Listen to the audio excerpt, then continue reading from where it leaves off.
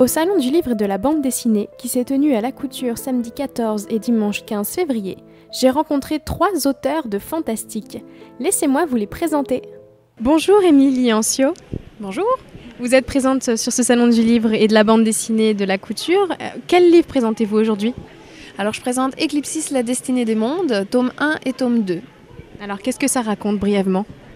Alors en fait, on est dans une ambiance assez médiévale avec un monde imaginaire. Donc on a 2 lignées, une lignée de rois et une lignée de sorcières, qui se sont unies pour former une alliance maléfique. Et donc l'héroïne principale, Angélique, va enlever l'héritier du roi pour essayer de libérer son peuple. Elle va passer par une porte un peu spéciale qui va l'amener dans un autre monde.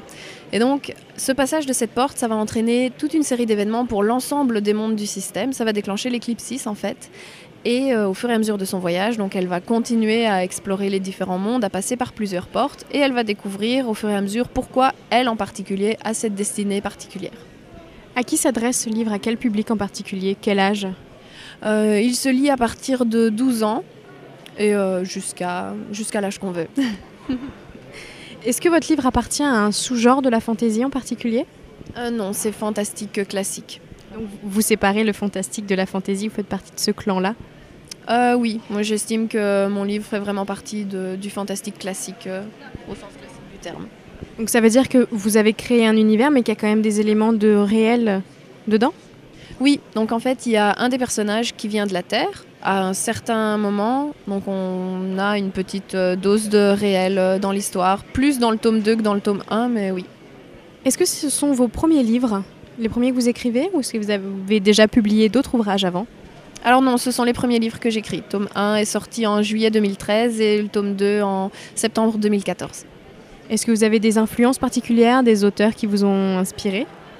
Alors il y a en particulier Philippe Pullman, celui qui est l'auteur de La Croisée des mondes évidemment, et Stephen King avec La Tour sombre. Alors La Tour sombre justement, c'est assez particulier dans l'ouvrage de Stephen King parce que quand j'en parle autour de moi, la majorité des lecteurs de Stephen King ne connaissent pas. Comment vous pourrez présenter cette saga rapidement pour donner envie justement aux lecteurs ?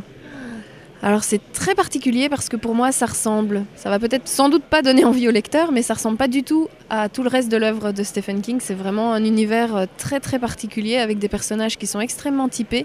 Et justement c'est ça qui m'a plu dans cette œuvre-là, quoi. Et on retrouve un petit peu de personnages aussi typés dans Eclipsis ? Alors dans le tome 1, je suis restée assez classique, j'avoue, dans la signature des personnages. Dans le tome 2, oui, on retrouve quelques personnages un peu plus épicés. Une petite phrase comme ça pour donner envie ? Oh là là, la question piège ! Je pense qu'il faut se laisser tenter. C'est un livre... En général, on revient vers moi en me disant « Je ne suis pas fan du fantastique à la base et j'ai vraiment aimé l'univers. » Donc voilà, il faut se laisser tenter. Merci beaucoup. Merci à vous. Vous pouvez retrouver les livres d'Émilie Ancio sur le site des éditions Livre Éditions, une maison qu'elle a elle-même créée, à l'adresse livre livres-édition.com. Je suis maintenant avec Céline Guffroy. Bonjour. Bonjour. Alors aujourd'hui, Céline Guffroy, vous êtes présente sur ce salon. Pour quel ouvrage ? Pour la saga d'Amanta, le tome 1, Les erreurs de l'innocence, et le tome 2, La voix des sages. Alors de quoi ça parle cette saga ? Alors c'est du fantastique avec un fond de mythologie celtique. La sorcellerie, beaucoup, surtout dans le tome 1, sur un fond de malédiction, avec on a quelques créatures qui interviennent, même s'ils ne sont pas les principaux héros. Il y a du vampire, de l'elfe, qu'est-ce qu'il y a encore ? Des druides, enfin c'est assez varié niveau fantastique. Et si vous deviez faire un bref résumé de l'histoire ? Alors je dirais que c'est 2 familles. La famille O'Connor, qui est une famille irlandaise humaine, et la famille Dragonetti, qui eux sont des sorciers. Et c'est qu'en 1798, une des filles de la famille Dragonetti est tombée amoureuse d'un homme de la famille O'Connor. Et ce qu'il y a, c'est qu'à cette époque, l'esclavage était autorisé dans le monde des sorciers. Et en fait, il s'est servi de l'amour qu'elle ressentait pour lui pour retrouver sa liberté. Et depuis, elle s'est jurée de se venger. Elle a jeté une malédiction sur le clan O'Connor. Et depuis, de génération en génération, toutes les Dragonetti cherchent à exterminer la famille O'Connor. Et ils n'ont pas réussi pour l'instant. Donc c'est dans un climat plutôt sombre ? Non, puisque je dirais que c'est à partir de 12 ans jusqu'à ce qu'on, pour tous ceux qui aiment le fantastique. Non, j'ai justement essayé de cibler assez les jeunes et puis même 25 ans. Même s'il y a des passages peut-être un peu plus violents, les combats et tout ça, sinon non, c'est pas trop sombre. Quelles sont vos influences? Est-ce qu'il y a des auteurs qui vous ont marqué en particulier? Je suis une grande fan d'Anne Rice, qui a écrit la saga Entretien avec un vampire, enfin toute sa saga. Bernard Werber, pareil, que j'aime beaucoup sa saga avec les Thanatonautes, puis L'Empire des Anges, j'adore. Oui, l'Empire des Anges, et puis la trilogie sur les dieux. Le souffle des dieux, le monde des dieux, enfin je sais plus les autres titres, mais j'ai tout dévoré. En tant que fan de mythologie, je pouvais pas y couper. Puis bon, plus vieux, j'aimais beaucoup Molière quand j'étais plus jeune, mais voilà, ce sont mes auteurs préférés. Est-ce que ce sont vos premiers livres? Oui, enfin premier dans le sens où, oui, premier publié. Damanta 1, je l'ai commencé à l'âge de 13 ans, mais il n'a été publié que l'année dernière. Et le tome 2 en janvier 2015 de cette année. Et oui, c'est les tout premiers, même si j'ai écrit d'autres trucs en parallèle, mais qui n'ont pas abouti. Et vous avez publié ça à quelle maison d'édition? Les éditions Valentina. C'est une maison d'édition associative. Oui, on la voit sur Internet et Facebook aussi. Il y a une page Facebook. Et pour nous donner envie, est-ce que vous pouvez une petite phrase comme ça pour donner envie de lire vos livres? Ah oui, c'est compliqué, hein? Oula, c'est dur. Je peux vous dire que pour tous ceux qui aiment un peu la sorcellerie, il y en a vraiment, c'est un peu toute l'histoire. Histoire de possession aussi, les possessions démoniaques, un peu double personnalité, tout ça. Et mythologie, pour la mythologie celtique, ceux qui ont aimé Sleepy Hollow, ils devraient aimer, puisqu'on retrouve le cavalier sans tête, le dieu Alan, comme il s'appelle en vrai. On a les léprochaux. Il y a du vampire, pour ceux qui aiment les vampires, les elfes, enfin tout ce que j'avais dit au tout début. Tout un univers assez particulier. Merci beaucoup Céline Guffroy. Merci à vous pour cette interview. Les livres de Céline Guffroy sont à retrouver sur le site des éditions Valentina, une maison d'édition associative spécialisée dans la fantaisie, le fantastique et l'imaginaire. Valentina-édition au pluriel.com ou en contactant l'auteur sur sa page Facebook livre-au-pluriel.fr. Je suis maintenant avec Delphine Visocki. Bonjour. Bonjour. Alors Delphine, pour quel livre êtes-vous présente aujourd'hui? Alors principalement pour ma saga qui est donc en partie fantastique et en partie, enfin il y a un petit soupçon de science-fiction. J'ai voulu un peu innover dans les genres, en mélangeant un petit peu ce que j'aimais bien dans chacun et ça a donné cette saga qui a aussi donc des connotations, enfin qui fait relation à la mythologie druidique. Et si vous deviez faire un bref résumé de l'histoire?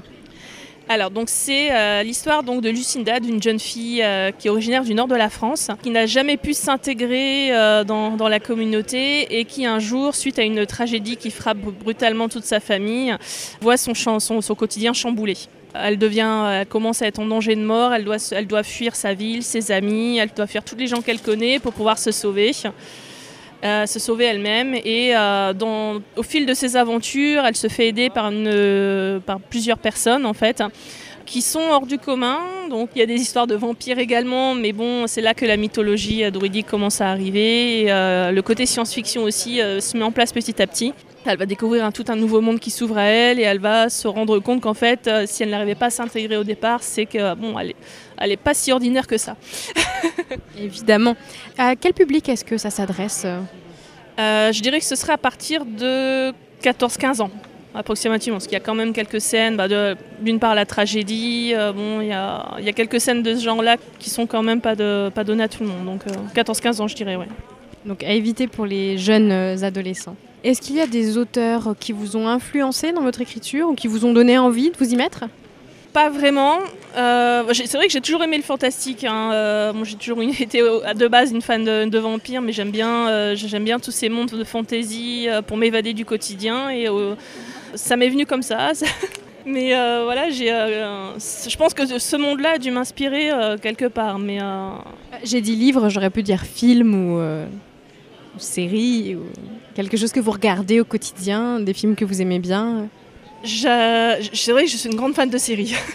Dès qu'il y a une série qui a un peu de fantastique dedans, un peu de paranormal ou de la science-fiction, c'est vrai que j'adhère tout de suite. Et, je suis une grande fan de Stargate. Je pense que ça a dû m'influencer aussi. Donc il y a eu True Blood également. C'est vrai que j'ai pas de genre. Je peux très bien aimer Vampire Diaries et passer ça par Stargate derrière. D'où votre mélange entre le fantastique et la science-fiction dans vos livres. Voilà, j'ai voulu réunir ce que j'aimais et voilà, ça a donné cette saga. Et vous avez réussi à vous en sortir, à mêler tout ça ? Ben oui. J'ai réussi à assembler tout ça petit à petit. La mythologie druidique, je ne l'ai pas encore vraiment approfondie dans les livres. Je me suis dit une chose à la fois, mais dans le tome 3, je vais en parler un peu plus. Le tome 3, donc que vous êtes en train d'écrire en ce moment ? Je viens de le commencer, oui. Parce que je suis en train d'écrire également un autre roman qui sera beaucoup plus sombre que la saga. Et donc, je finis d'abord celui-ci, mais j'ai commencé déjà le tome 3. Est-ce que vous voulez nous en parler de cet autre roman ? Donc ce sera l'histoire ce sera plus sur la sorcellerie là cette fois-ci, mais ce sera quelque chose de plus sombre du fait que je pars donc de sa jeunesse. Au début du livre, on voit la petite sorcière qui a à peine 5 ans, qui assiste au meurtre brutal de sa mère. À la torture et à la mort de sa mère, ça va l'influencer, forcément elle va tourner du mauvais côté et on va vraiment voir la méchante sorcière type qui torture les gens. Mais bon, l'histoire en fait, au fil des chapitres, elle va vouloir venger la mort de sa mère en s'en prenant au bourreau. Pour revenir au livre que vous présentez aujourd'hui, est-ce que vous pouvez, en une petite phrase comme ça, donner envie au lecteur ? Si vous aimez donc les actions, les rebondissements, le suspense et les belles histoires d'amour, tout est réuni dedans. Au milieu des étoiles. Au milieu des étoiles, voilà. Merci beaucoup. Merci à vous. Delphine Vizocchi est auto-éditée. Vous pouvez trouver ses livres en librairie sur Cambrai ou via Internet. Son site c'est www.delvys.com. C'était Milena Zahalka pour La Vie des Livres sur Radio+.